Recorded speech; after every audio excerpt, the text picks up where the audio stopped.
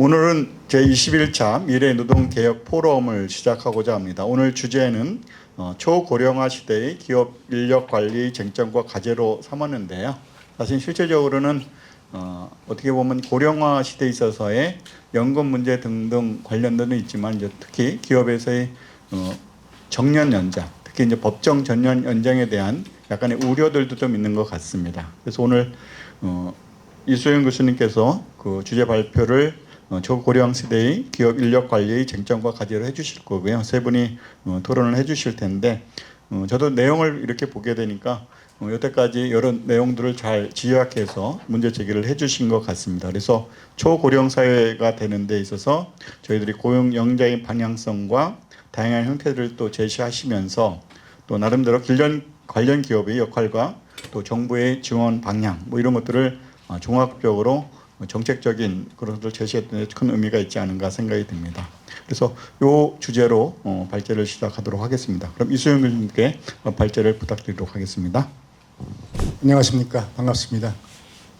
고려대학교 고령사회연구원의 특임교수로 있는 이수영입니다. 오늘 미래노동개혁 포럼에서 초고령화 시대의 기업 인력관리 쟁점과 과제에 대해서 발표를 하게 돼서 영광입니다. 우리나라는 작년 12월에 주민등록 인구 통계상 초고령사회에 진입했습니다. 향후 초고령사회에서 늘어나는 고령 인적 자원을 어떻게 활용하는가가 국가와 기업의 핵심 과제가 될 것입니다.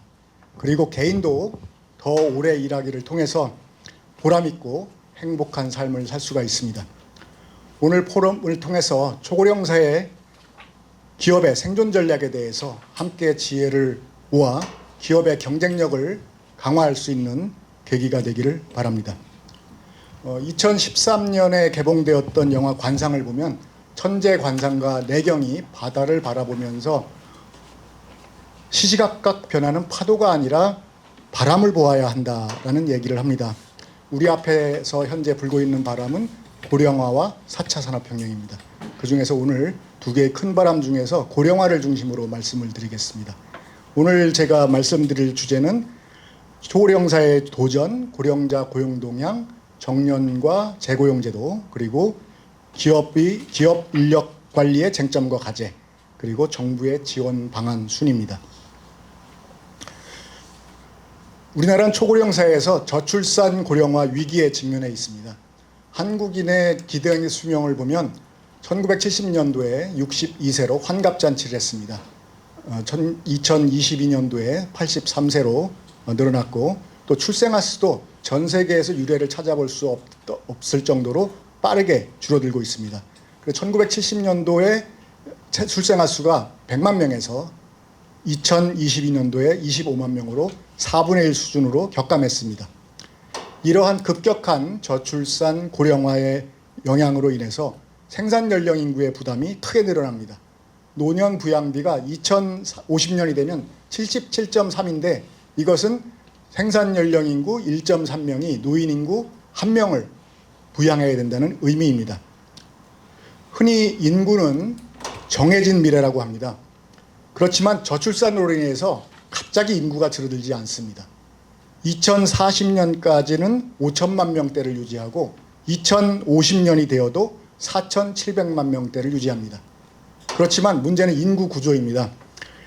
2020년부터 2050년까지 노인 인구는 1,100만 명이 증가하는 반면에 생산 연령 인구는 1,300만 명이 감소합니다.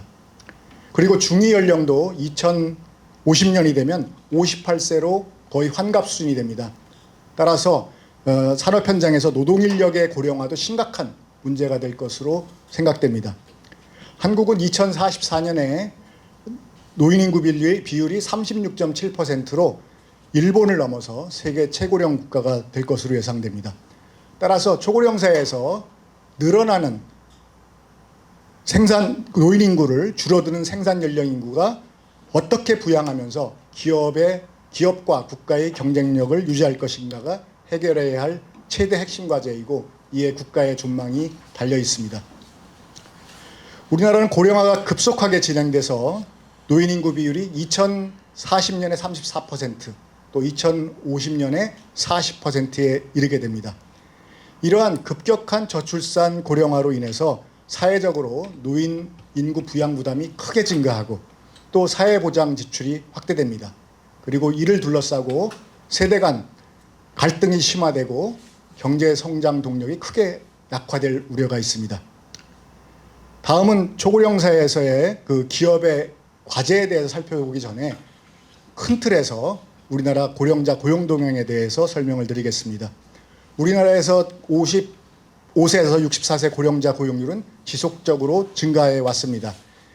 고령자의 고용률은 69%로 일본의 78%에 비해 약 9%포인트 낮습니다. 따라서 고령 인력이 더 오래 일할 필요성도 있고 또 그럴 여력도 있습니다. 2024년 기준 경제활동인구 고령층 부가조사에서 보면 고령층은 단순 노무 종사자, 서비스 종사자 등 근로조건이 좋지 않은 그런 일자리로 이동을 합니다. 그리고 고령층의 장래 근로 희망을 보면 평균적으로 73세까지 일하고 싶다. 그리고 일자리 선택 기준을 보면 임금 수준보다 일의 양과 시간대를 더 중시합니다. 그리고 월 희망 임금 수준도 200만 원 이하가 48%로 높지 않습니다. 그리고 근무 형태도 시간제를 원하는 경우에도 경우가 48%에 이릅니다. 다음은 고령자 퇴직 현황을 보겠습니다. 55세에서 64세 고령자를 대상으로 한 고령층 부가조사에서 가장 오래 근무한 일자리를 그만둔 사유를 보면 사업 부진, 조업 중단이 29%, 그리고 권고사직 등 조기 퇴직이 12%, 정년으로 퇴직한 분들은 9%에 불과합니다. 그리고 주된 일자리에 떠나서 정년까지 정규직으로 일하는 비율은 14.5%입니다. 이러한 그 고령층 부가조사는 최근 정년 연장, 재고용이 논의되고 있는데 아주 중요한 통계로 보입니다. 다음은 기업의 인력 관리를 보기 위해서는 우선은 우리나라의 제도가 있습니다. 정년 및 재고용 제도인데요. 여러분 그 인턴이라는 영화 보셨죠? 인턴에 보면 로버트 드니로와 앤 해서웨이가 나오는데 여기서 인턴이 젊은 인턴이 아니라 70세 인턴입니다. 고령자에게 중요한 것은 인턴이냐 정규직이냐 이것이 중요한 것이 아니라 얼마나 오래 일하냐 하는 것입니다. 그 정년 이후에 오래 일하는 것은 국가, 기업, 개인에게 매우 중요한 일입니다. 초고령사에서 국가적으로는 고령 인적 자원을 최대한 활용하여 국가적 고령화 위기를 극복해 나가야 합니다. 기업도 숙련 인력의 지식, 기술, 경험을 최대한 활용하여 생산성을 유지시키거나 향상시켜 나가야 합니다. 그리고 개인도 노후 준비가 부족하고 또 퇴직 후에도 일할 의지가 있는 경우가 많아서 더 오래 일할 필요성이 증가하고 있습니다. 이것이 최근에 정년 연장이 이슈가 되고 있는 이유 중에 하나입니다. 여기에서 정년 연장과 고용 연장을 좀 구분할 필요가 있습니다. 정년 연장은 기업에서 모든 정규직 근로자의 정년을 일정 연령까지 일률적으로 상향시키는 것이고, 고용 연장은 기업이 재고용, 정년 연장, 정년 폐지 중에서 하나의 고용 형태를 선택하도록 하는 것입니다. 일본에서는 계속 고용이 재고용 등을 주로 의미하고 있습니다. 그래서 우리가 계속 고용이라는 얘기를 쓰고 있지만 국제 비교에서 혼동될 가능성이 있기 때문에 저는 고용 연장이라는 표현을 쓰겠습니다. 우리나라는 법적으로 이미 정년 연장 제도가 갖추어져 있습니다. 2013년도에 60세 이상 정년 의무화되었고, 또 임금체계 개편도 의무화되었지만 이것이 강제 조항이 없어서 결국은 임금체계 개편이 제대로 이루어지지 않았고, 지금 와서 다시 고용을 연장하는데 저해요인이 되고 있습니다. 그리고 정년 및 재고용제도 운영 현황을 보면 지금 현재 정년제를 운영하고 있는 사업장은 전체 사업장 중에 21.2%, 대기업은 95%가 정년제를 운영하고 있습니다. 그리고 정년제 운영 사업장 중에서 36%가 이미 재고용 제도를 운영하고 있습니다. 다음은 고령자 고용법상 정년을 연장할 경우 법적 검토 사항에 대해서 말씀을 드리겠습니다. 기업이 정년을 연장하면서 임금을 조정하는 경우에는 취적규칙 불이익 변경금지 원칙을 준수해야 합니다. 그리고 고용이 연장되면 임금이 조정될 수 있는데 반면 생애 임금 총액이 증가됩니다. 따라서 과거에는 사회통념상 합리성이 인정되면은 근로자 동의 절차를 거치지 않아도 됐었는데 최근 대법원 판례 변경에 의해서 사회통념상 합리성이 인정되더라도 사업주가 취업규칙을 불리하게 변경하려면 집단적 의사결정 방법에 의한 동의 절차를 거쳐야 합니다. 그리고 정년연장형 임금 피크제도 과도하게 임금을 삭감하고 근로자의 근로의 질과 양에 무관하게 임금 피크제를 실시하면 무효가 될 수도 있습니다. 따라서 임금 피크제를 실시할 경우에 임금에 비례하여 업무 강도나 근무 시간 등을 조정할 필요가 있습니다. 종합적으로 현행노동법 하에서는 정년 연장을 할 경우에 해고나 임금 조정이 매우 어렵습니다. 향후 정년을 가령 5년 동안 연장을 한다고 하면 대기업, 공공기관 등 청년이 가고 싶어하는 그런 직장에 취업이 매우 어렵게 됩니다. 그리고 또 기업에서 승진도 매우 어렵게 됩니다. 다음은 고령자 고용법상 재고용제도 활용 방안에 대해서 말씀을 드리겠습니다. 기업에서 취업규칙에 정년에 도달한 근로자에 대해서 재고용 규정을 두고 있거나 또 그런 규정이 없더라도 정년 이후에 재고용될 수 있다는 신뢰관계가 형성되어 있는 경우 근로자가 재고용 기대권을 가질 수 있습니다. 따라서 기업은 재고용 대상자 선정 기준 절차 그리고 재고용 거절 시 불복 절차 등에 대해서 취업규칙 등에 대해서 명시를 하고 또 절차적인 합리성을 확보하기 위한 노력을 기울여야 합니다. 그리고 근로자의 퇴직 이후에 계약직이나 족탁직으로 다시 고용하는 경우에는 기업은 정년 이전에 그 전공급 기반의 임금 구조 대신에 직무와 성과에 기반한 새로운 임금 체계를 도입할 수 있습니다. 그리고 재고용 제도를 선택할 경우에 근로 시간이나 또 근로 장소에 있어서 다양한 여러 가지의 유연한 근무 제도를 선택해서 새로운 계약을 체결할 수도 있습니다. 그리고 재고용 제도 채택 시에는 새로운 임금 체계를 도입할 수 있기 때문에 임금 피크제 관련 불확실성을 어느 정도 해소할 수 있습니다. 다음은 조고령사에서 기업의 쟁점과 과제에 대해서 보겠습니다. 기업에서 가장 중요한 것은 일단은 근로자의 입장에서 보면 정년까지 일하고 또 정년 이후에 일정 시기까지 더 오래 일하는 것이 중요합니다. 그리고 앞으로 청장년 인구는 계속 줄어들고 고령 인구는 늘어나기 때문에 중장기적으로는 기업에서 고령 인력을 활용할 수밖에 없습니다. 그래서 특히 이제 기업의 경쟁력 강화를 위해서 고용 연장이 이루어져야 되는데 고용 연장의 기본 방향에 대해서 설명을 드리겠습니다. 우선 첫째는 고용 연장이 국가 경쟁력 강화로 이어져야 합니다. 기업에서 근로자의 고용이 연장되면 고용 안정성이 증가합니다. 그러면 이에 따라서 임금 유연성과 생산성이 증가해야 합니다. 그렇지 않으면 그러한 고용 연장은 지속 가능하지가 않습니다. 그리고 기업이 성과를 공정하게 배분하면 기업과 국가의 경쟁력이 강화될 수 있습니다. 두 번째는 청년 고용과 상생하는 고용 연장이 이루어져야 합니다. 저는 그 고용 연장의 기본 방향 중에서 가장 중요하다고 보는 것이 청년 고용과 상생하는 고용 연장입니다. 인위적인 고용 연장은 대기업, 공공기관 등 좋은 일자리를 중심으로 청년 고용 감소 효과가 나타날 수 있습니다. 따라서 청년 고용을 대체하지 않는 고용 연장 방안이 마련되어야 합니다. 국가적으로 줄어드는 청장년 인력이 늘어나는 노인을 부양해야 하므로 청년들에게 좋은 일자리에 대한 우선 고용 기회가 주어져야 합니다. 세 번째는 대기업과 중소기업 근로자가 상생하는 고용 연장이 이루어져야 합니다. 정년 연장의 효과는 주로 대기업, 공공부문 등 좋은 일자리 종사자에게 돌아갈 가능성이 큽니다. 인력난을 겪고 있는 중소기업은 정년을 연장하지 않더라도 계속해서 일할 수 있습니다. 따라서 정년을 연장할 경우에 그 대기업과 중소기업 근로자 간의 근로조건의 격차가 더 커질 수 있습니다. 네 번째는 기업과 산업의 다양한 상황을 반영을 해서 기업에서 재고용, 정년 연장, 정년 폐지 등 여러 가지 고용 형태 중에서 하나를 선택할 수 있도록 해야 합니다.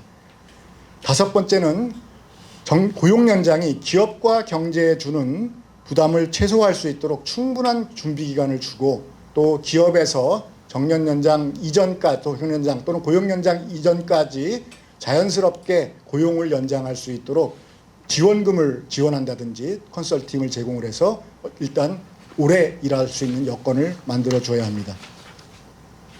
다음은 고용 연장의 형태입니다. 고용 연장의 형태를 선택할 경우에 우리 산업과 기업이 처한 그러한 다양한 상황을 고려해야 합니다. 산업연구원의 연구에 따르면 주요 은퇴 유형으로 60세 이후 지속근로형 산업, 중소기업입니다. 그 다음에 대기업과 공공부문 같은 정년퇴직형, 그리고 IT 전자와 같이 조기퇴직하는 50대 산업이동형, 또 금융권과 같은 희망퇴직형, 이렇게 네 가지로 유형을 나누고 있는데 이 중 정년퇴직형은 좋은 일자리에서 나타날 수 있는 여러 가지 유형 중에 하나입니다. 그리고 앞서 고령층 부가조사에서 그 사업부진 휴폐업 29%, 명예퇴직 또는 조기퇴직 12%, 정년퇴직 9%라고 얘기를 했었습니다. 따라서 사업부진 사업장, 구조조정 사업장 지금 명예퇴직 시키고 있는데 과연 정년을 연장할 수 있는가, 이런 거에 대해서 고민이 필요합니다. 한국 경제에서 제가 보기에는 변동성은 현실이고 안정성은 희망사항입니다. 정년 연장은 경기 변동이나 산업 구조 변화, 기업 상황 변화에 대응하기가 어렵습니다. 정년 연장을 할 경우에 해고나 임금 조정이 어렵고 또 대기업이나 공공기관을 중심으로 청년 고용이 축소될 우려가 있습니다. 그리고 이미 정년제를 가지고 있는 사업장 중에서 36%가 재고용 제도를 가지고 있습니다. 그런데 이 재고용 제도를 가지고 있는 사업장한테 재고용 제도는 안 돼, 정년 연장을 그렇게 강제하기는 쉽지가 않습니다. 그리고 연공성 임금 제도를 가지고 있던 일본이나 싱가포르도 재고용 제도를 통해서 고용을 연장했습니다. 특히 일본에서는 고용 확보 조치를 통해서 계속 고용, 주로 재고용을 의미합니다. 재고용, 정년 연장, 정년 폐지 중 하나를 선택하도록 했는데 약 2014년 기준으로 약 80%가 재고용을 선택했습니다. 그러면 20%가 정년 연장이나 정년 폐지를 택했는데 이거는 시장과 노사가 선택한 것입니다. 그러면 20%만 선택한 정년 연장과 정년 폐지를 과연 80%의 재고용 기업한테 강제할 수 있는가, 이런 부분에 대해서 깊은 고민이 필요합니다. 따라서 앞으로는 이렇게 노사의 선택에 그러한 역행에서 정년 연장, 정년 폐지, 또 재고용, 이러한 다양한 형태를 기업에게 선택권을 줄 필요가 있습니다. 국내적으로 항상 변동성에 직면하는 우리 경제, 산업, 기업의 상황과 또 해외의 사례가 있습니다. 해외 사례를 고려할 때 정년 연장 한 형태로만 고용을 연장하는 것은 한계가 있으므로 정년 연장이나 재고용 등 정년 연장, 정년 폐지, 재고용 같은 다양한 대안을 함께 고려해야 합니다. 다음은 정년 이후의 임금 수준의 결정입니다. 근로자의 임금 수준은 원칙적으로 노동 수요와 공급에 의해서 결정되고 또 최저임금 제도에 의해서 보호가 됩니다. 국가 경제 전체의 임금 수준을 보면 연령대별로 40에서 44세까지 최고에 올랐다가 다시 임금이 하락합니다. 즉 국가 전체의 노동시장을 보면 임금이 시장 임금을 반영하고 있습니다. 그렇지만 대기업 같은 경우에는 연공성이 강하게 작동을 하고 있습니다. 그리고 고령층은 앞서 말씀드렸다시피 임금 수준보다 일의 양과 시간대를 중시하고 또 희망임금도 월 250만 원 이하가 67%를 차지합니다. 그리고 일본과 싱가포르는 기본적으로 정년 이후의 임금 수준에 대해서 노사 자율에 맡기고 있습니다. 그리고 정년 연장을 할 경우에 근로자 과반수 이상의 동의를 받아야 되는데 정년제를 갖고 있는 비율이 높은 대기업, 공공기관의 임금 조정이 상당히 어렵습니다. 따라서 정년 이후에 임금 조정 관점에서 보는 것보다 정년 이후에 근로자가 직무가치, 성과, 생산성을 반영한 임금을 받는다는 그런 관점으로 접근하는 것이 중요하다고 봅니다. 즉 정년 이후에 내 임금이 얼마만큼 조정되느냐가 아니라 내가 회사에 기여한 만큼 가져가겠다. 저는 이러한 것에 대한 공감대 형성이 필요하고 저는 이것은 근로윤리에 해당된다고 봅니다. 근로자가 내가 기여한 회사에 기여한 것보다 더 많이 가져가면 중소기업은 버틸 수가 없습니다. 따라서 정년 이후의 임금 수준은 근로자의 직무 가치나 성과, 생산성, 의무와 책임 등 합리적인 요소를 가진 임금 시스템을 기반으로 결정되어야 합니다. 기업의 과제 중에서 두 번째는 기업의 연령 친화 인사 관리를 도입시키고 확산시켜 나가야 합니다.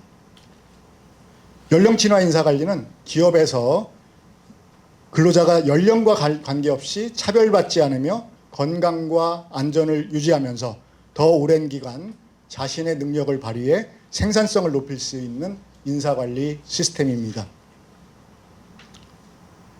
기업에서는 최근에 인력이 고령화됨에 따라서 많은 문제점을 가지고 있습니다.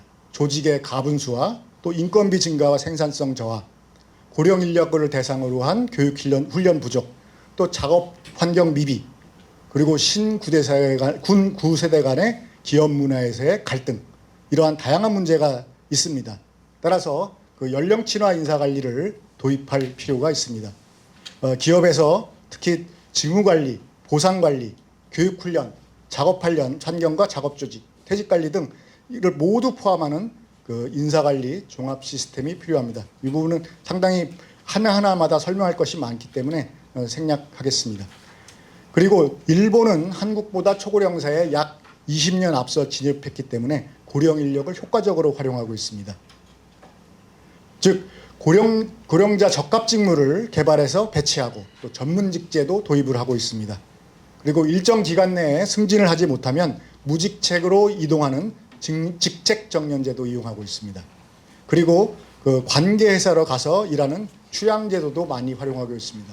따라서 대기업 같은 경우에 적을 두고 이동하는 전적 출양, 또 완전히 소속을 옮기는 재적 출양, 소속을 그대로 하고 옮기는 재적 출양, 또 완전히 소속을 옮기는 그 전적 출양, 이런 것들을 활용해서 그 대기업에서 이렇게 청년 근로자가 들어갈 수 있는 그러한 그 제도를 운영을 하고 있습니다. 다음에는 세대 간 상생 분업 및 협업 강화입니다. 특히 세대 갈등을 축소하고 세대 통합을 강화하기 위해서는 그 고령 근로자와 또 청년 근로자가 협업해서 시너지 효과를 발휘할 수 있어야 됩니다. 청년층과 고령층이 업무 특성이 다르거나 또 세대 간 분업이 이루어질 때 대체 가능성이 낮아집니다.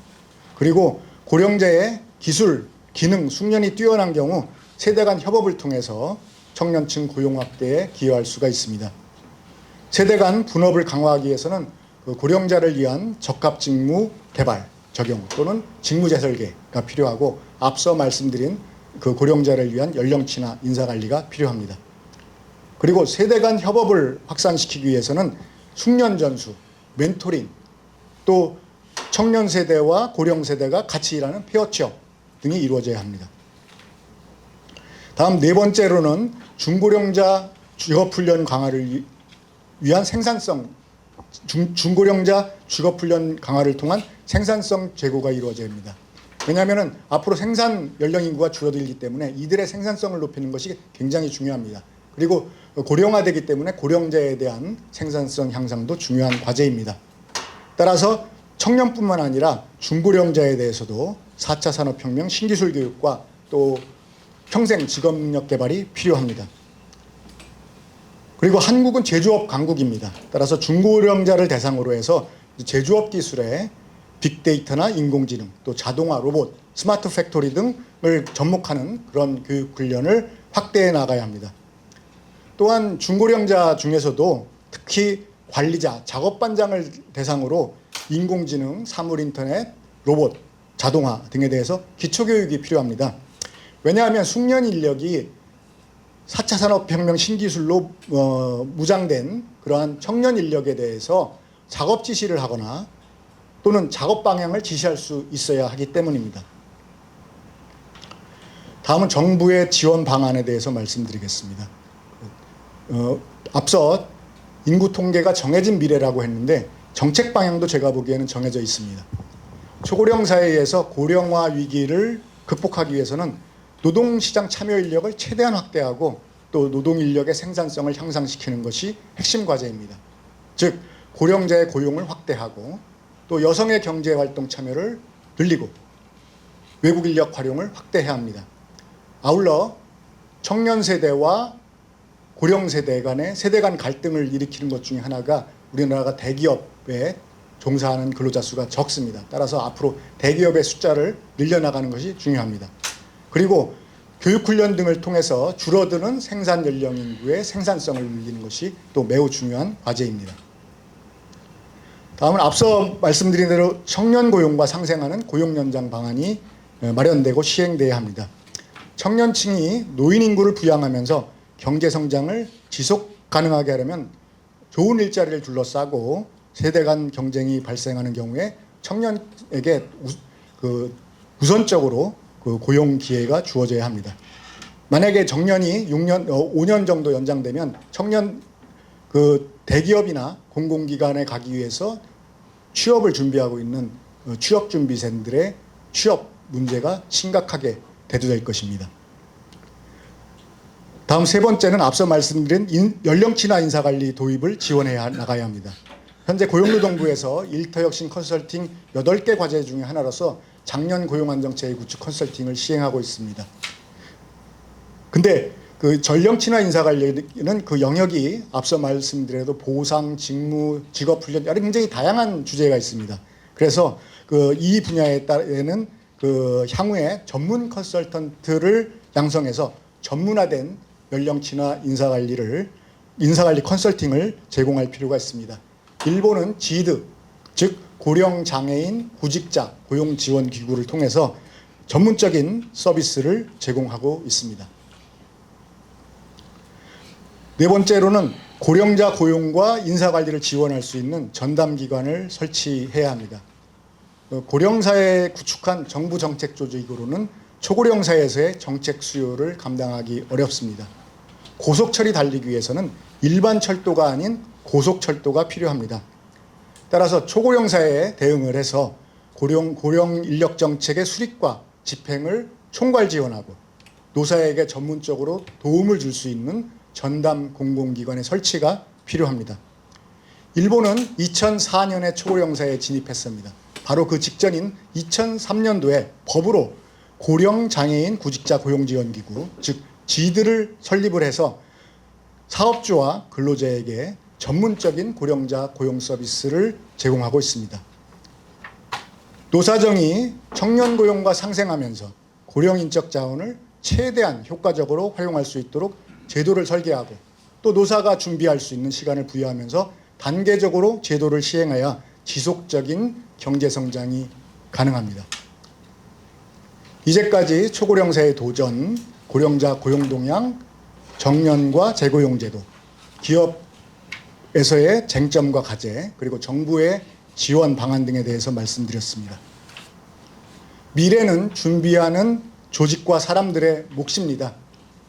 초고령사회에서 고령 인적 자원을 적극 활용하여 기업과 국가의 경쟁력이 강화되고 국민의 삶의 질이 향상되기를 기대합니다.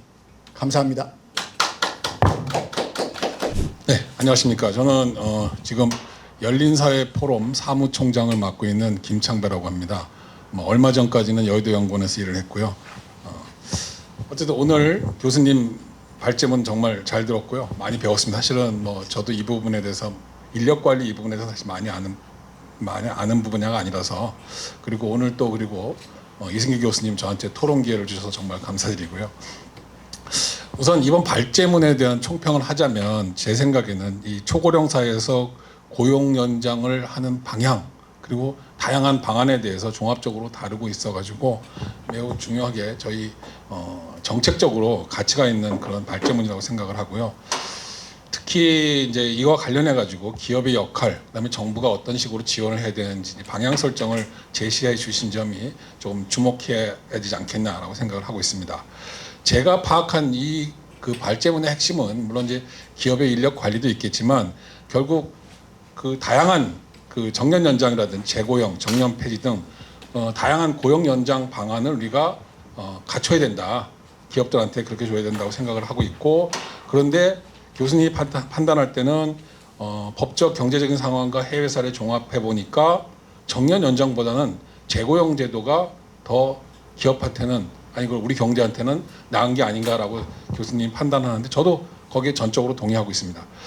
그래서 뭐 그 오늘 교수님이 발표한 그 부분에 대해서 뭐 조목조목 이렇게 뭐 거의 제가 뭐 토론을 하기는 좀 그렇고 어쨌든 재고용 제도 지금 정년자로 갈지 재고용 제도로 갈지는 모르겠지만 재고용 제도를 논의할 때 제일 중요하게 생각해야 되는 게 결국은 중소기업이 현실이 아닌가 저는 이렇게 생각합니다. 뭐 여러 가지 과제도 있겠지만 그래서 여러 가지 중소기업 여러 가지 이제 재고용 제도와 관련해 가지고 그 기업들이 저 인력 관리를 어떻게 해야 되겠냐라고 여러 가지 말씀을 하셨는데 지금 중소기업 현실이 그거를 할 수 있겠냐는 게 제가 이제 제일 걱정되는 부분이고 우선 이제 직무 재설계 문제를 한번 생각해 보면 지금 뭐 현대 자동차라고 합시다. 그런데 이제 기존 조립 작업을 하던 직원이 제품 검사, 후배 교육 뭐 이런 곳으로 직무 설계를 바꿀 수 있거든요.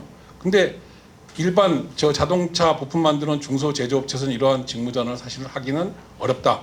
결국 대부분의 직원이 특정 업무를 전담하고 있어가지고 이런 대체 인력을 구하기도 어려운데 이 직무 재설계가 중소기업한테는 어려운 과제다라고 생각을 하고요. 임금 조정 문제도 규모가 작은 기업에게 직원 한 명 한 명이 대단히 생산성을 결정하는 중요한 역할을 하는데 임금을 낮춘다고 해서 그 직원이 임금을 낮춰서 다른 업무를 할 수 있느냐? 아닙니다. 그대로 임금을 낮춰가지고 결국 동일 업무를 하기 때문에 결국 나이가 먹을수록 기존에 하던 일을 못하게 되고 결국 퇴사하는 그런 일이 이제 벌어질 수 있거든요. 뭐 어쨌든 지금 제가 이제 말씀드린 것들은 결국 중소기업은 이런 비용을 부담할 능력이 되지 않는다. 역량이 되지 않는다는 것이죠. 기업의 부담도 커지고 이럴 경우 이제 뭐 우리가 정부의 지원이 들어가서 직무교육에 대한 지원을 해야 된다고 하지만 정부도 그렇게 막대한 예산을 들여서 이렇게 할 수 있는 그 제가 볼 때는 지속 가능하지 않다고 보거든요. 결국은 이제 그러면 제가 해결책을 오늘 이제 뭐 제시할 수는 없고 어떤 방안이 있을까 굉장히 많이 고민을 했는데 좀 파격적인 거고 사실은 받아들이기 쉽지 않은 그러니까 우리 현실에서 최저임금제라는 게 있습니다. 저는 사실은 그 개인 사업 하시는 분한테 이렇게 얘기 들었는데 과거에 그 직원을 물론 음식점이지만 하면 인력센터에 보면 좀 싼 가격에 고령자들 70이 넘은 분들도 고용할 수 있었는데 최저임금이 문재인 정부 이후에 갑자기 이제 올라버리면서 그런 분들이 안 오고 오히려 젊은 분들이 온다는 거예요. 결국은 그런 분들은 다 이제 노동시장에서 이제 퇴출이 된 거죠. 그게 이제 바람직하냐는 것이죠. 그래서 제 생각에는 고령층에 한해서는 최저임금을 차등 적용하는 게 좀 어떻겠느냐. 이게 뭐 쉽지는 않은 과제입니다. 지금 뭐 차등 적용에 대해서 계속 분란이 되고 있는데 결국 인력난을 겪고 있는 중소기업한테도 이것이 어떤 인센티브가 돼가지고 그 자기 그 내보낼 직원을 좀 지금보다도 더 파격적으로 적게 해서 고령자를 고용할 수 여력이 생길 것이고 대기업도 이렇게 되면 고용 유연성이 좀 확보되지 않겠느냐라고 생각하는 거고요. 그럼 이게 기업의 입장에서는 그렇고 그러면 구직자 입장에서는 그리고 아까 제가 말한 것처럼 구직자 입장에서는 거의 지금 그 은퇴하고 나서는 새로운 직장을 잡으려면 과거의 전직에 관계없이 모든 걸 내려놔야 되는 그런 상황이라 그걸 인식을 하고 있고 그리고 실제로 아까 저 통계도 말씀하셨지만 고령층은 임금 수준은 그렇게 신경을 안 쓴다는 것이죠. 아까 보니까 200만 원 이하를 받아도 좋다고 하는 분들이 거의 50% 가까이 되시더라고요. 그러면 고령층 입장에서는 현재 어느 정도 자식들 다 키워놨고 했기 때문에 생활비 부담도 크지 않고 내 생산성을 보니 젊은 사람들보다 뭐 이렇게 뛰어난 것 같지도 않고 해서 적게 받고 좀 적게 일하는 그 방식을 택할 가능성이 크다는 거죠. 근데 이제 일부에서는 최저임금 차등 적용하면 최저임금 취지에 맞지 않고 근본적인 취지에 맞지 않을 뿐더러 고령층을 저임금 또 열악한 근로 환경에 몰아넣는 것이라고 이제 우려를 제기하는데 사실 제가 이게 아까 그 통계를 말씀드렸지만 그거에 비춰볼 때 현실적으로 이런 그 비판은 그냥 비판을 위한 비판이 아닌가라고 생각을 하고요. 설령 그렇다 치더라도 이를 방지하기 위한 방법을 만들면 되는 거거든요. 차등 적용의 대상과 기간을 좀 명확히 하고 또 고령자에 대한 어떤 사회 안전망을 좀 병행하면 이걸 좀 보완해 가면서 차등 적용하고 고령자의 취업 기회를 넓힐 수 있는 방향이 있지 않을까라고 생각하고요. 결국 지금 재고용 제도냐 정년 연장 제도냐 할 때 훨씬 효과적인 고용 연장 제도가 재고용 제도지만 이 또한 고용 그 임금 유연성, 소위 이제 최저임금 조정이라든지 그게 안 되면 임금에도 파격적으로 낮출 수 있는 방안이 확보되지 않으면 실질적인 효과를 기대하기 어렵다라고 생각을 하고요. 그리고 굉장히 이게 지금 고차원 방정식 같이 복잡한 문제인데 우리가 세 가지 문제를 풀어야 되거든요. 근데 지금 이 고령 연장의 고용 연장의 목적은 기업은 아닌 것 같아요. 기업은 이게 별로 원하는 것 같지는 않은데 결국 우리 사회가 고령화되면서 노인 일자리가 필요하고 결국 일자리는 복지다라는 이제 개념하고 정부로서는 막대한 국가 재정 부담을 어떻게 완화할 거 이 두 가지로 밀어붙여서 기업한테 이제 부담을 주는 거거든요. 결국은 기업 부담을 어떻게 완화할 수 있느냐가 이 재고용이든 정년 연장이든 거기 해법이 돼야 되는데 제가 이제 말하는 세 가지 기업 부담도 완화하고 노인 일자리도 더 만들어내고 그다음에 국가 재정 부담도 완화하는 이 세 가지 목적의 교집합은 결국은 임금을 낮추는 방법인데 그 저는 좀 더 나가서 고령층에 대한 최저임금을 좀 파격적으로 조정을 하거나 하는 방식이 어떨까라고 하는 게 제 최종적인 제 토론 요지입니다. 예, 감사합니다. 토론하도록 하겠습니다. 오늘 그 좋은 발제를 들었고 그에 대해 토론할 기회를 주셔서 대단히 감사드립니다. 이 토론문에서 주로 초고령사회 진입과 관련된 기업의 경영과 관련된 이슈들을 많이 다뤘고 더불어서 고령자 고용 확대와 관련된 문제점과 해결 방안을 제시해 주셨고 또한 이 내용들을 보면서 여러 가지 이슈들이 있지만 그 고용 현장에 대한 사회적 인식이나 기업의 연령 친화적 인사관리 도입과 같은 그런 중요한 현안이나 향후 과제도 제시하셨으며 또한 정부가 어떤 역할을 해야 되는지에 대해서도 구체적으로 여러 가지 아이디어를 제시했다고 생각합니다. 전반적으로 발제문을 통해서 초고령화 시대 기업의 경영 쟁점과 과제를 체계적으로 잘 정리하였고 과제들도 저희가 확인을 했었고요. 일부 과제들은 전문가 간 논의를 통해서 좀 개선이 좀 필요한 부분도 있다고 보이는데 충분히 여러 가지 의미 있는 내용들을 다루셨다고 생각합니다. 특히 이제 내용 중에서 실제 초고령 사회 도입이라든지 합계 출산율 저하나 생산 연령 인구 확대 등 인구 구조의 변화 그리고 세대 간 갈등의 심화, 사회보장 지출의 확대 등에 대한 전반적인 그런 문제점을 제기를 하셨고 경제 성장에 대한 동력 약화 부분들을 충분히 지적했는데 이런 부분들은 동의할 수 있는 부분이라고 보입니다. 그리고 이제 여러 가지 통계조사 결과 중에서 고령층 부가조사 결과를 적절히 요약하셨고 특히 흥미로웠던 점은 고령층이 임금이나 시간에 아주 구체적으로 구애를 받기보다는 이제 적절한 시간과 임금이 보장된다면 다양한 분야에서 일을 하고 싶은 욕구를 가지고 있다는 점을 저희가 확인을 했었고요. 다만 그 취업자의 분포나 이런 거 봤을 때 여전히 에이지 프렌들리한 그 직장이나 이런 부분들이 더 발굴이 좀 필요할 것 같고요. 일자리에 대한 질을 높일 수 있는 개선 방안 등은 향후 과제로 좀 모색을 해야 될 것 같다는 생각을 했습니다. 또 논쟁거리 중에 하나가 재고용 기대권에 관련된 부분인데 뭐 기대나 갱신을 하기 위한 이런 기대권에 대한 논의는 과거에도 정년연장과 관련된 논의들에 있어서 많이 있었던 부분이라고 보이고요.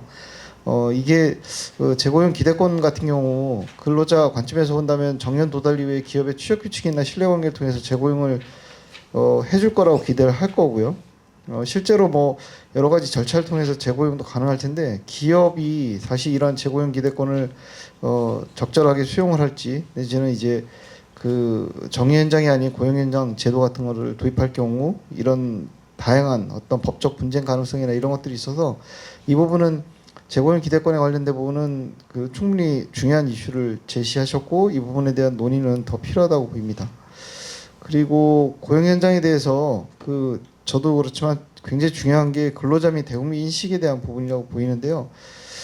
실제 그 고용 연장을 주장을 하시면서 청년과 고령자의 상생도 굉장히 중요한데 기업 내부 구성원의 근로자의 제도 수용성이나 기업 자체의 특수성 같은 것들이 반영돼야 될 필요성이 충분히 있는데 제가 연구하는 분야이기도 한데 그 정년에 관련된 디커플링이 아직도 심화돼 있고요. 법적 정년 60세가 되었음에도 불구하고 여전히 60세가 안 되고 50대 초반에 다 퇴직을 하는 이런 상황이 발생을 하고 있어서 이런 것들을 어떻게 기업의 제도적 수용성을 높일 수 있는 건가 이런 부분이 있다고 보시면 될 것 같고요. 사실 여기서 이제 발제를 토론하면서 말씀을 드렸지만 그 정년연장이 됐던 고용연장이 됐던 그거에 앞서서 더 중요한 거는 사실 60세 정년 달성, 법적 정년 달성이 먼저 선행이 돼야 될 것 같은데 아직도 그런 부분들이 디커플링이 많이 일어나고 있어서 이 부분을 어떻게 완화시켜야 될지 이런 부분들이 여전히 고민거리고 그런 것들이 해결이 되지 않은 상태에서 정년연장이나 고용연장을 논의했을 경우 그게 제대로 계속될 수 있을 것인가 이런 부분들에 있어서 고민이 더 필요할 거라고 보입니다. 그 은퇴에 대한 유형 비교 같은 것도 얘기를 하셨고 동향 같은 것도 제시를 하셨는데 사실 그 노동이동에 대한 분석은 여러 가지 그 통계나 지표들을 통해서 혹은 직업이나 그 업종별 분류를 통해서 그런 그 고령제 은퇴 이후에 이행 관계나 이런 것들을 좀 더 조사해 볼 필요가 있고요. 지역 간 이동에 대한 분석도 매우 중요하다고 보입니다. 예를 들면 고령자가 그 수도권에서 일하다가 지방으로 가는 것인지 지방에서 은퇴한 후에 다시 수도권으로 이동해서 일자리를 잡는지 이런 지역 간 이동에 대한 분석도 충분히 좀 필요한 부분이라고 보이고요. 만약 이게 수도권에서 지역으로 이동하는 경향에 대한 노동 이동이 많다면 이게 인구 감소나 지역 소멸의 문제에도 해결책에 중요한 시사점을 줄 수 있어서 이 부분은 좀 더 조사나 분석이 필요하다고 보입니다. 그리고 기업의 연령치나 인사관리 도입과 확산 부분도 중요하게 이제 말씀하셨는데 중요한 것 중에 하나가 고령 근로자를 더 오래 고용하고 생산성을 유지하는 방식이 굉장히 중요한데 그런 과제들을 통해서 여러 가지 지금 제안된 직무 개발, 직무 재설계, 숙련 전수 멘토링, 페어 취업 등 이런 과제들을 적극적으로 추진하는 것들이 되게 필요하다고 보이고요. 특히나 정부가 이런 고령자 고용 확대를 위해서 다양한 역할과 그 지원을 해야 된다는 부분도 충분히 공감할 수 있는 내용이라고 보입니다. 특히 그 청년 고용과 상생할 수 있도록 하는 방안이나 전담 기관의 설치 같은 것들이 정부 정책을 효과적으로 추진하는 데 있어서 중요한 시사점을 가지고 있다고 보이는데 이 부분도 관심을 가져야 될 부분이라고 보입니다. 발전문 위에서 발전문의 대부분의 중요한 이슈들을 다루셨는데 그 외에 조금 더 고민하거나 논의할 점을 말씀드리면 그 발제문에서 제시한 다수의 내용들을 살펴보면 그 고용 현장이나 정년 현장에 관련된 내용이 그 우리 흔히 얘기하는 근로자나 공급자 중심의 과제를 많이 얘기를 했고 정부가 어떤 지원이나 역할을 해야 된다고 포커스를 맞춰야 되는데 이게 수요자 관점에서 보면 인력의 수요인 기업이 고령자 고용에 관심을 가져야 될 이유나 수요를 촉진할 수 있는 근거나 방안이 무엇인지 더 고민을 해볼 필요성이 있다고 보입니다. 그러니까 공급 측에 보면 당연히 그 정년 현장이나 고용 현장이 필요하긴 한데 수요 측 입장에서 보면 사실 딱히 그렇게 고령자 고용에 특히 이제 관심을 갖거나 수요가 있을 거라고 생각되는 이유를 합리적인 이유를 찾기가 굉장히 곤란하거든요. 그래서 그런 부분에 있어서 좀 더 고민하고 과제들을 좀 파악하거나 조사를 좀 해볼 필요성이 있습니다. 한마디로 말씀드리면 기업이 왜 고령자를 고용해야 될까라는 그런 질문에 대한 답을 명확하게 내지 않으면은 사실 기업 입장에서 보면은 그냥 고령자 고용 자체가 부담이다 이렇게 보이면 될 것 같습니다. 다음으로 그 고령자 고용의 중요성과 더불어서 생애 경력 개발 관리 관점에서 일할 수 있는 기회를 보장하고 필요한 정보를 주고 사회적으로 공유할 수 있는 방안들을 마련할 필요가 있는데 그 기업의 재고용을 활성화시키는 건 중요하긴 하지만 여전히 그 이전에 다시 퇴직할 가능성이 큰데 결국에는 70, 80, 100세까지 일하고 싶은 고령자들이 계속해서 일할 수 있는 방안이 무엇인가 생애 전주의 관점에서 어떻게 하면 그 노동의 기회를 보장할 수 있을 것인가 이런 부분들에 있어서 충분히 이제 고민이 필요하고 정보 제공이 특히나 중요하다고 생각되는데 고령자 고용에 관련된 정보를 어디서 제대로 적극적으로 제공할 수 있을 것인가 이런 부분들에 관심을 더 가져야 될 것 같습니다. 마지막으로 그 앞에서도 말씀드렸듯이 고용 연장에 앞서서 여전히 기업 현장에 나타나고 있는 정년 디커플링을 해소할 수 있는 방안이 무엇이고 60세 주된 일자리 정년을 달성하고 그 이후에 정년 연장이든 재고용이든 계속 고용에 대한 논의가 필요한데 이런 것들을 어떻게 할 수 있을 것인가에 관한 구체적인 과제나 이런 것들이 필요하다고 보이고요. 특히 그 고용 위기를 겪는 중장년층이나 다양한 고용 형태로 일하고 있는 비정형 중장년층 등에 대한 이제 고용 안전망 같은 것도 충분히 구축이 돼야 되고요. 이런 고용자를 위한 새로운 일자리 창출 방안은 뭘까? 사회적으로 굉장히 필요한 일자리가 있을 텐데 공급이 부족하거나 이런 부분들을 충분히 발굴해낼 수 있는 부분도 있을 거고요. 혹은 수요를 새로 만들어내는 것도 있다고 보이는데 결국 사회 서비스와 이런 것들을 어떻게 더 혁신하고 할지도 중요한 일자리 창출의 중요한 아이템이고 이런 부분들을 좀 더 고민해보고 과제들을 마련해야 되지 않을까 이런 생각을 해봤습니다. 예, 이상 토론 마치겠습니다. 지금 RMI 보험경영연구소의 연구원으로 활동하고 있습니다. 저는 주로 일본 고령화 정책에 대해서 한 15년 정도 많이 들여다보고 있는데 2021년도 일본 산토리 그룹 니나미 다케시 사장이 일본에서 굉장히 전문 경영으로 유명합니다. 이분이 이런 말을 했어요. 일본은 45세 정년제를 도입해야 된다. 그리고 개인이 회사에 의존하지 않는 시스템을 만들어야 된다. 이분이 이 말을 하자마자 노동계에서 난리가 났습니다. 노동계를 완전 탄압하려는 거 아니냐. 그러니까 이분이 이런 말을 했습니다. 70세 정년제를 도입했. 일본은 지금 70세 정년제 20년 이전에 고용 확보 조치를 실시하고 있거든요.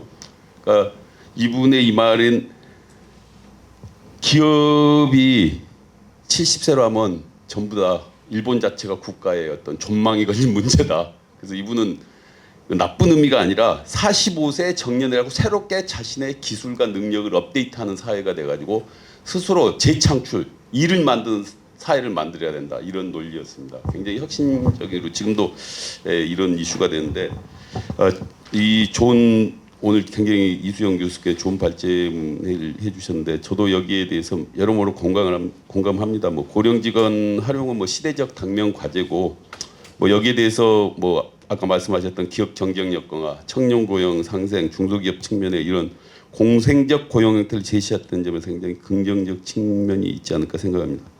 특히 이제 직무 가치와 성과, 생산성에 기반한 임금 수준, 고령치나 인사 시스템, 뭐 상생형 인사 관리 등등은 기업 입장에서 이런 것만 된다면 고령자 고용을 반드시 못 받아들일 이유는 없을 것 같아요. 제가 봐도. 그리고 개인 입장에서도 장기적인 커리어를 이렇게 개발할 수 있는 인센티브가 되지 않을까. 다만 지금 여기서 제시하는 안건들은 상당히 앞으로 하나하나 과제가 깊이 논의해야 될 세부적으로 논의하고 어떤 대책이 필요한 과제가 아니었냐. 그래서 오늘 그런 과제적인 측면에서 굉장히 의미가 있다. 그리고 이제 이런 것들의 하나에 대해서 재고용에 따른 어떤 여러 가지 이런 지금 오늘 제시한 내용에 대해서 앞으로 그런 사례의 바람직한 모델을 개발하거나 연구가 좀 집중해야 될 필요가 있다는 걸 좀 제시하고 있는 것 같습니다. 그래서 본 발제문에 제시한 고령 인력 재고용에 따른 건 직무 역할 체계, 임금 체계, 인사평가 관리, 세대 간 협업, 능력 스킬 개발 이런 초고령 사회 고령 인력 활용에 굉장히 장기적 비전 전략이 필요하고 여기에 대한 전담 조직을 설치한다 해야 된다는 것은 굉장히 의미심장하게 들립니다. 일본에서는 이미 65세 고용 확보 조치를 실시했고 2021년도는 70세 고용 확보 조치까지 마련됐습니다.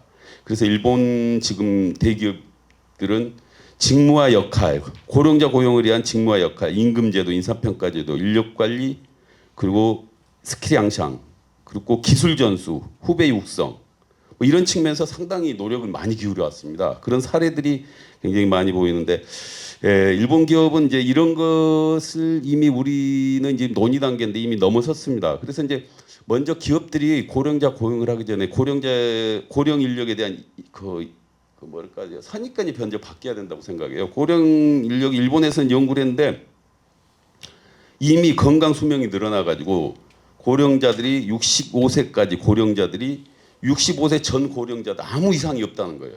그 어떤 건강 측면에서도. 그렇기 때문에 계속 사용할 수 있고 또 일본의 고령자 재고용 사례 연구가 굉장히 많습니다. 지금 그 아까 말씀한 GD의 내용 가보면요. 55세에서 60세까지 일하는 어떤 그런 고용 문제 그리고 65세 고용 재고용했을 때 고용 문제 이런 연구 자료가 어마어마하게 많습니다. 무려 지금 15년 전부터 어마어마하게 이루어졌습니다. 근데 여기에서도 61세에서 75세까지 고령 인력이 아무런 어떤 업무 몰입 또는 그전 연령대에 비해서 아무런 손색 없이 일을 할 수 있다고 이미 입증을 했습니다. 예, 이런 측면에서 일본의 고령 그 사례를 제가 간단하게 몇 개만 짚어보겠습니다. 먼저 일본의 아까 직무와 역할 임금 그런 제도는 일본에서도 많은 기업들이 지금 역할과 직무를 축소하면서 직급 정년제, 즉 한국의 임금 피크제를 실시하고 있는데 최근 5년 전부터 임금 피크 일본은 직급 정년제인데 57세부터 60세까지 가는 그런 임금을 줄이고 보직을 박탈하면서 이런 사례가 상당히 성과를 저하시키는 결과를 낳았다 그래가지고 많은 대기업들이 지금 폐지하는 추세입니다. 또 그 전에 일방적으로 역할을 축소하는 것보다는 지금 인센티브를 주면서 60세 위에도 당신이 일을 할 수 있다. 그러면서 재고용을 하려면 이런 걸 해야 된다고 어떤 하나의 인센티브로 어떤 인사제도를 실시하고 있는 게 하나의 사례로 보이고 있습니다. 그래서 중고령 인력을 적극적으로 지금 활용하려고 있고 성과에 기반해서 인사를 하려는 것이 지금 움직임이 있다. 거기서 이제 고령 인력이 담당하는 직무를 재설정하거나 임금 피크제를 정년직급제 폐지하거나 그리고 고령자들의 진정한 원하는 것을 당신이 일자리로 만들어주겠다. 이런 어떤 적극적인 관점에서 또 고령자들을 활용하려는 하고 있고 또 고령 인력이 담당하는 직무나 역할, 조직의 고온도를 평가해서 임금 수준하고 연계시키는 그런 기업들이 상당히 많습니다. 그래서 제가 여기는 기업들의 사례는 하나하나 말씀드리는 못하지만 이런 기업 사례가 굉장히 독특합니다. 업종마다. 향후 이런 일본의 다양한 사례를 한번 연구할 필요가 있습니다. 그래서 아마 기회가 된다면 이런 쪽으로 접근이 필요하지 않을까 생각하고요. 인사평가 제도에서도 우리나라 같은 경우는 돋보인 그동안 일본에서는 고령자를 따로 배치를 해서 고령자끼리 평가하는 인사구조를 만들고 있는데 지금은 전 직원하고 동일하게 평가하는 구조고 피드백도 하면서 적극적으로 고령자 역할을 주문하는 어떤 추세로 가고 있다. 그런 것을 말씀드리고 있고요. 또 고령 인력 관련해서 생산성 문제인데 이제 아무래도 경력 기간이 한 회사에서 길어지니까 이런 문제가 있어요. 내가 데리고 있던 부하 직원이 내 상사가 되는 거예요.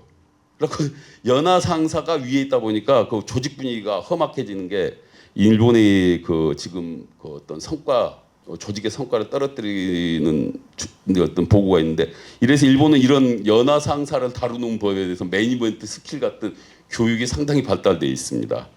그리고 또 이제 고령자들을 위해서 아까 굉장히 중요한 말씀하셨는데 능력과 스킬 개발을 말씀하셨는데 실제로 제 친구들 또한 대기업에 지금 최근에 다 퇴직했는데 자기들이 그래요. 20년, 30년 넘게 근무하다 보니까 내가 다 바보가 돼 있더라. 사실 적응을 못 해요. 나와서. 그리고 2, 3년 놀다가 지금 이제 알바하거나 지금 놀거나 그런 친구들이 많은데 이미 자기의 능력 개발을 이미 포기했더라고 대부분. 그리고 시간적 가능성과 자기 옛날 의욕이 있던 아주 유능한 친구인데도 자기 능력을 낮게 봐버려요.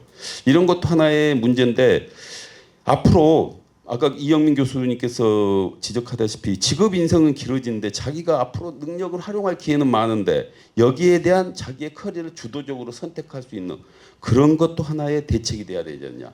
그래서 일본 기업들은 이런 대책으로서 이미 2000년, 16년부터 커리어 교육과 커리어 면담을 의무화시켜 버렸어. 이미 커리어권이다 그래가지고.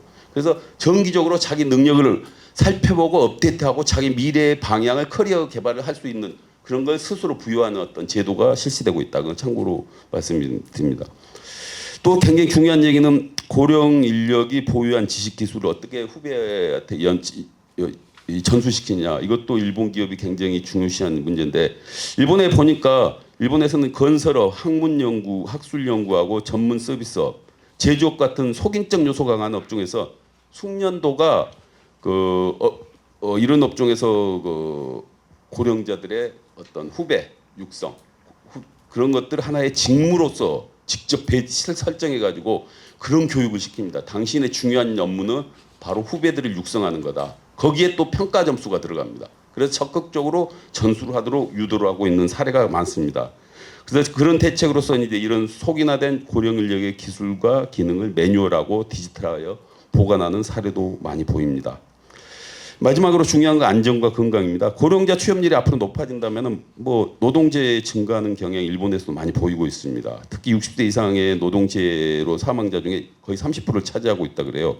그래서 이런 노동재를 방지하기 위해서 생산 라인을 개선한다든가 디지털화사 시킨다든가 고령자의 신체적 특성에 맞게 작업장을 설계한다든가 그리고 고령자들에 맞는 다양하고 유연한 근무제를 도입하는 사례가 많이 보이고 있습니다. 그중에 독특한 제도가 다이킹 공업에서는 개별 사정에 따른 노동 시간 근무 일수를 선택하는 가능하도록 하고 있습니다. 풀타임 근무도 가능하지만 개별 설정한 근무제다 그래가지고 일주일에 한 10시간만 근무해도 되고 근무 일수를 한 이틀만 해도 되고 그리고 격일제로 근무해도 되고 이런 것을 다양한 업무를 마련해서 선택하도록 하는 제도를 마련하고 있습니다. 예. 자, 여기서 이제 일본의 지금 사례를 봤는데 일본에서 또 하나 중요한 지금 하나의 이슈는 ESG 경영에서 인적 자본 경영이라는 분야가 있습니다. 인적 자본 경영은 조직에서 어떻게 인력을 관리해 갖고 전체적으로 관리하는지를 지속 가능 보고서에 보여줘야 합니다. 그게 기업 가치를 결정하는 중요한 요인이 되고 있습니다. 그래서 일본에서는 이미 4년 전부터 인적 자본 경영을 전 국가적으로 다시 정부 주도하에 하고 있는데 그중에 대기업의 가장 인적 자본 경영의 핵심 이슈를 이 고령자 고용을 어떻게 잘하고 있는지를 평가 요소에 많이 반영하고 있습니다. 물론 다른 요소도 반영하지만 고령자 고용을 제대로 하고 그 사람들을 제대로 유능하게 잘 활용하고 있는지 뭐 이런 측면에서 뭐 바라보고 있다. 그런 점도 말씀드리겠습니다. 감사합니다. 오늘 특히 고령자 인력 관리를 어떻게 할 것인가에 대해서 발제도 있었고 또 이와 관련해서 좋은 토론이 있었습니다. 특히 이제 맨 앞서 그 김창배 교수님이신가요? 김창배 박사님. 네, 김창배 박사님. 그러니까 중소기업의 과연 재고용 제도가 제대로 작동할 수 있는가에 대해서 말씀하셨는데 직무 재설계는 중소기업 같은 건 쉽지 않고 결국은 직무 재배치 형태로 갈 가능성이 많습니다. 그리고 이제 중소기업의 임금 수준이 조정될 것이다. 그런데 제가 볼 때는 대기업은 임금 수준이 많이 대기업은 임금이 어느 정도 조정될 수 있고 중소기업은 지금도 시장 임금을 반영하고 있기 때문에 그렇게 크게 조정될 여지가 많지 않다라는 것이고요. 그 일본 같은 경우에도 중소기업에서 근로자가 임금이 조정되는 경우에는 그 임금 조정되는 것 중에 일부를 정부가 보조해주고 있습니다. 그래서 이 임금 조정 문제는 그 중소기업 근로자를 대상으로 해서 임금이 뭐 그렇게 많이 줄지는 않지만 그럼에도 불구하고 임금이 줄 경우에 정부의 지원이 필요하다라고 이렇게 말씀드릴 수 있습니다. 그리고 최저임금을 적용하는 것은 굉장히 민감한 문제라 쉽지 않고 제가 볼 때는 고령자의 근로시간을 줄이면 시간당 임금은 똑같지만 근로시간을 줄여서 할 수 있고 또 근로자가 고령 근로자가 48%가 파트타임을 희망한다라는 그런 조사도 있기 때문에 그런 부분은 이렇게 업무 강도를 줄인다든지 아니면 근로 시간을 줄인다든지 그런 방식으로 해결해야 되지 않을까 생각이 됩니다. 그리고 이영민 교수님 국민 인식 조사 말씀하시는데 굉장히 필요합니다. 그런데 국민 인식 조사를 할 경우에 좀 맹점이 뭐냐면 평균을 반영합니다. 근데 우리는 노동시장 구조가 1차 노동시장 구조 대기업과 공공부문을 중심으로 한 1차 노동 시장이 있고 중소기업을 대상으로 한 그 2차 노동 시장이 있습니다. 그래서 이 두 개가 분명히 다른데 평균을 인식조사라면 몇 퍼센트 이렇게 하는 것은 평균만을 반영할 수 있기 때문에 정책적으로 문제가 있을 수 있다라는 생각이 듭니다. 그래서 그런 것들을 어떻게 잘 세분화해서 정책적인 대안을 제시할 수 있을까 이 부분을 고민해야 된다고 봅니다. 그리고 이영민 교수님 그 중요한 과제 중에 하나가 저희가 지금 고용연장 60세 이후의 고용연장에 대해서 다루고 있지만 더 중요한 것은 사실 60세까지 어떻게 정년까지 일할 수 있는가 그 부분에 대해서 보다 많은 연구도 필요하고 기업에서도 고민이 필요합니다. 일단 60세까지 일을 해야 그 다음에 60세 이상 고용연장의 제도에 대해서 논의가 되는 건데 지금 60세까지 일하지 못하고 아까 말씀드렸다시피 평균적으로 49세에 주된 직장을 퇴직하는 그런 현상이 벌어지기 때문에 어떻게 주된 직장을 해서 60세까지 일하게 할 것인가 그것에 대해서 많은 연구와 또 정부 지원 그리고 기업의 고민들이 필요하다고 봅니다.